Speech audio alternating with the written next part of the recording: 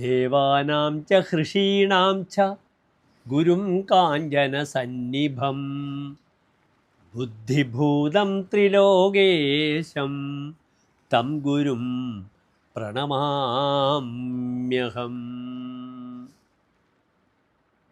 ദേവന്മാരുടെയും ഋഷികളുടെയും ഗുരുവും ബുദ്ധിക്ക് പാത്രമായവനും മൂന്ന് ലോകങ്ങളുടെയും ഈശ്വരനും സ്വർണവർണ്ണത്തോടു കൂടിയവനുമായ ആ ഗുരുവിനെ, ദേവന്മാരുടെ ഗുരുവിനെ ഞാൻ നമസ്കരിക്കുന്നു. നവഗ്രഹ സ്തോത്രത്തിൽ വ്യാഴത്തിൻ്റെ അതിവിശിഷ്ടമായ ശ്ലോകമാകുന്നു ഇത്. വ്യാഴൻ ദേവാചാര്യനാകുന്നു. ജീവഹ എന്നൊരു പര്യായമുണ്ട് വ്യാഴത്തിൽ. ജീവയതി ഇതി ജീവഹ, ജീവിപ്പിക്കുന്നവനാവുന്നു. ഒരു കുട്ടിയെ അച്ഛനും അമ്മയും കാട്ടിൽ ഉപേക്ഷിച്ചാലും ആ ജനന സമയത്ത് ദൃഷ്ടേ അമരരാജമന്ത്രിണ, ദേവന്മാരുടെ ഗുരുവായ വ്യാഴത്തിൻ്റെ ദൃഷ്ടിയുണ്ടെങ്കിൽ അയാൾ ദീർഘായുസ്സായും സുഖത്തോടു കൂടിയും ജീവിക്കും, ജനിച്ചു വരും എന്ന് പറയുന്നു. അതാണ് ജീവയതി ഇത് ജീവഹ, ജീവിപ്പിക്കുന്നവനാണ്. ഈ വ്യാഴമാണ് ലോകത്തിൻ്റെ സമ്പത്തിനെ നിയന്ത്രിക്കുന്നത്. വ്യാഴം എപ്പോൾ മകരത്തിൽ വരുന്നു ആ സമയത്തൊക്കെ ലോകത്തിൽ ധനപരമായ അപജയങ്ങൾ നടന്നിട്ടുണ്ട്. വ്യാഴം ബുദ്ധിയുടെ കാരകനാണ്. വ്യാഴം സന്താനങ്ങളുടെ കാരകനാണ്. ധീജിത് പുത്ര അംഗസൗഖ്യം, ധീ ബുദ്ധി, ചിത് മനസ്സ്, പുത്രൻ സന്താനങ്ങൾ, അംഗസൗഖ്യം ശാരീരികമായ അംഗത്തിൻ്റെ സുഖവും നിയന്ത്രിക്കുന്നു വ്യാഴം. വെൽത്ത് മാനേജ്മെൻറ്റ് പ്ലാനറ്റ് ആകുന്നു വ്യാഴം. ഒരു ജാതകത്തിൽ വ്യാഴം ബലവാനാണെങ്കിൽ അദ്ദേഹം വലിയ ഉപദേശിയാകുന്നു, കൺസൾട്ടൻ്റ് ആകുന്നു, അധ്യാപകനാകുന്നു, അദ്ദേഹം ചാറ്റേഡ് അക്കൗണ്ട് ആകുന്നു, അയാൾ ISROയിൽ സയൻറ്റിസ്റ്റ് ആകുന്നു. ഇങ്ങനെ ധാരാളം നല്ല കർമ്മങ്ങൾ വ്യാഴം വരുത്തി തീർക്കാറുണ്ട്. ആ വ്യാഴൻ ദുർബലമാണെങ്കിൽ, അനിഷ്ടഭാവത്തിൽ നിൽക്കുകയാണെങ്കിലോ വളരെയധികം പ്രതിസന്ധികളും ഉണ്ടാക്കും വ്യാഴത്തിന്. ഉന്മാദം, ഭ്രാന്ത് പോലും പറയണം വ്യാഴത്തിന്. അപ്രകാരം ശുഭങ്ങളും അശുഭങ്ങളും ഏത് ഗ്രഹങ്ങളും ചെയ്യും. ആത്മപ്രഭാവകാരകനെ ആദിത്യൻ പവർഫുള്ളാണെങ്കിൽ ഒരു വ്യക്തിയുടെ പ്രഭാവം അങ്ങേയറ്റം വളരും. സൂര്യൻ ആദിത്യൻ നീചസ്സനാണെങ്കിലോ അയാൾ അങ്ങേയറ്റം ബുദ്ധിമുട്ടുകളിലും പ്രതിസന്ധികളും ക്രൂര സ്വഭാവത്തോടു കൂടിയും വർത്തിക്കുകയും ചെയ്യും. അപ്രകാരം ഗ്രഹങ്ങൾക്ക് ഉച്ചസ്ഥിതിയും നീചസ്ഥിതിയുമൊക്കെയുണ്ട്. കർക്കിടകത്തിലാകുന്നു വ്യാഴത്തിൻ്റെ ഉച്ചക്ഷേത്രം. ഇന്ദ്രിയാംശ കർക്കിടകം 5 വ്യാഴത്തിൻ്റെ അത്യുച്ഛമാണ്.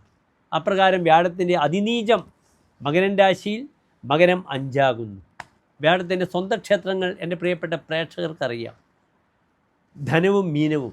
ധനുവിൽ വ്യാഴത്തിന് 45 ഡിഗ്രി ബലം, മൂലക്ഷേത്ര ബലമുണ്ട്.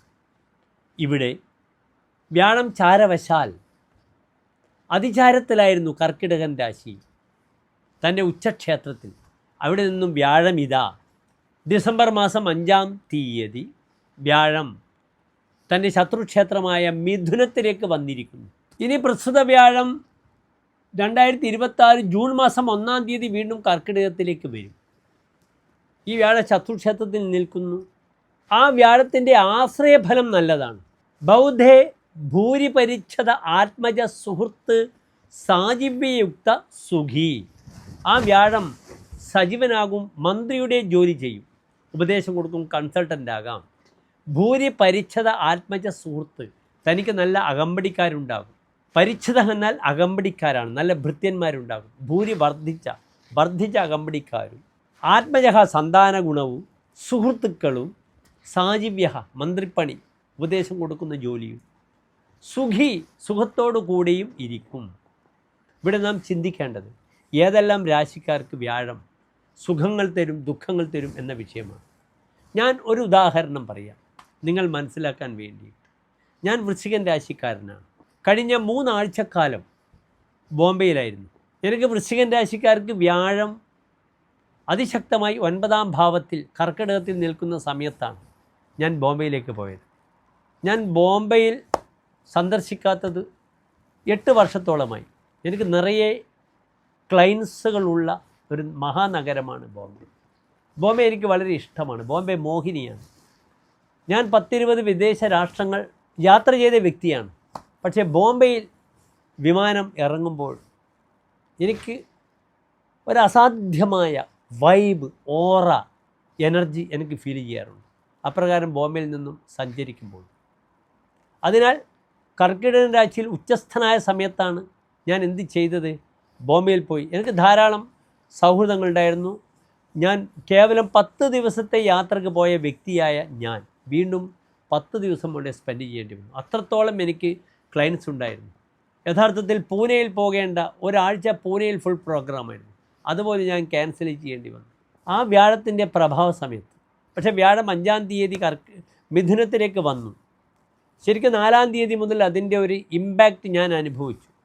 എനിക്ക് അനാവശ്യമായി ഞാൻ എയർപോർട്ടിൽ 4-ാം തീയതി രാത്രി എയർപോർട്ടിൽ നിൽക്കുമ്പോൾ വലിയൊരു സംഖ്യ, സാധാരണ അക്ബർ ട്രാവൽസിൽ നിന്നാണ് ഞാൻ ദിർഹമൊക്കെ സമ്പാദിക്കാറ് ബോംബെയിൽ നിന്നും വരുമ്പോൾ. ഏത് രാജ്യത്ത് പോകണമെങ്കിലും. ഇപ്പം ലണ്ടനിൽ പോയ സമയത്ത് ഞാൻ കൊച്ചി അക്ബർ ട്രാവൽസിൽ നിന്നായിരുന്നു സ്റ്റെർലിംഗ് പൗണ്ട് വാങ്ങിയത്. ഇപ്രകാരം ഓരോ രാജ്യത്ത് പോകുമ്പോഴും നാം സമ്പാദിക്കും. വലിയൊരു പ്രയാസമില്ലാതെ നമുക്ക് കാശ് കിട്ടും. പക്ഷേ ഞാൻ എയർപോർട്ടിൽ നിന്നും ധനം എനിക്കിവിടെ ആവശ്യമുണ്ടായിരുന്നു. വാങ്ങിയ സമയത്ത് ഞാൻ കേട്ടത് തുക മറ്റൊന്നായിരുന്നു. പക്ഷെ ഞാൻ അനുവദിച്ചു. കാശ് വാങ്ങുമ്പോഴേക്ക് എനിക്ക് ഭീമമായ നഷ്ടം വന്നു. ആ സംഖ്യക്ക് 12,000 രൂപ എനിക്ക് നഷ്ടപ്പെട്ടു. നമ്മൾ വളരെ കഷ്ടപ്പെട്ട് നേടുന്ന കാശാണ്. ഞാൻ പറയുന്നത് അതാണ് വ്യാഴം. എനിക്ക് എല്ലാ സൗഭാഗ്യങ്ങളും തന്ന വ്യാഴം ഇന്ന് വൃശ്ചികൻ രാശിയിൽ എനിക്ക് 8-ാം ഭാവത്തിൽ നിൽക്കുന്നു. എനിക്ക് വലിയ ധനനഷ്ടമുണ്ടായി. പിന്നെ ഞാനത് ചിന്തിക്കാറില്ല. പോകാനൊരു കാരണമുണ്ടെങ്കിൽ പോകട്ടെ. തിരിച്ച് ഞാൻ ഷാർജയിൽ എൻ്റെ ബാഗ് ഉണ്ടായിരുന്നു. ആ ബാഗ് ഒരു പാകിസ്ഥാനിയുടെ കാറിൽ വെച്ച് ഞാൻ പോകേണ്ട സ്ഥലം പറഞ്ഞു. അദ്ദേഹത്തിന് സ്ഥിരം അറിയുന്ന ആളാണ്. ഒരാവശ്യവുമില്ലാതെ എനിക്കൊരു 7 ദിർഹത്തിന് എത്തുന്ന സ്ഥലമാണ്.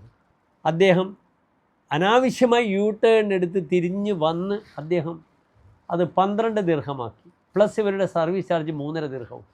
അങ്ങനെ 15 ദിർഹം ഞാൻ അദ്ദേഹത്തിന് കൊടുക്കേണ്ടി വന്നു. ഇതാണ് വ്യാഴം. നിങ്ങൾ അറിയുക, മേടൻ രാശിക്കാർക്ക് വ്യാഴം ബുദ്ധിമുട്ടുകളുണ്ടാക്കും. മിഥുനൻ രാശിക്കാർക്ക് ജന്മവ്യാഴമാണ്, ബുദ്ധിമുട്ടുണ്ടാക്കും. കർക്കിടകൻ രാശിക്കാർക്ക് 12-ൽ വ്യാഴമാണ്, ബുദ്ധിമുട്ടുണ്ടാക്കും. വൃശ്ചികം ഉൾപ്പെടുന്ന എൻ്റെ രാശിക്കാർക്ക് അങ്ങേയറ്റം ബുദ്ധിമുട്ടുകൾ ഉണ്ടാകും. മകരൻ രാശിക്കാർക്ക് വളരെയധികം ക്ലേശങ്ങൾ ഉണ്ടാക്കാം. മീനൻ രാശിക്കാർക്ക് മിശ്രഫലം, പലപ്പോഴും സമാധാനം കുറയും. കന്നി രാശിക്കാർക്ക് 10-ൽ വ്യാഴം, മിശ്രഫലമായിരിക്കും ഫലം. അതൊന്ന് മനസ്സിലാക്കുക. ഇവിടെ ഇടവൻ രാശിക്കാർക്കും ചിങ്ങൻ രാശിക്കാർക്കും തുലാം രാശിക്കാർക്കും ധനുരാശിക്കാർക്കും കുംഭൻ രാശിക്കാർക്കും ഈ വ്യാഴം സത്ഫലങ്ങളെ പ്രദാനം ചെയ്യുന്നതുമായിരിക്കും. നമുക്ക് വിശദമായി മേടം മുതൽ മീനം വരെയുള്ള 12 രാശിക്കാരുടെ ശുഭാശുഭ ഫലങ്ങളെ ചർച്ച ചെയ്യാം.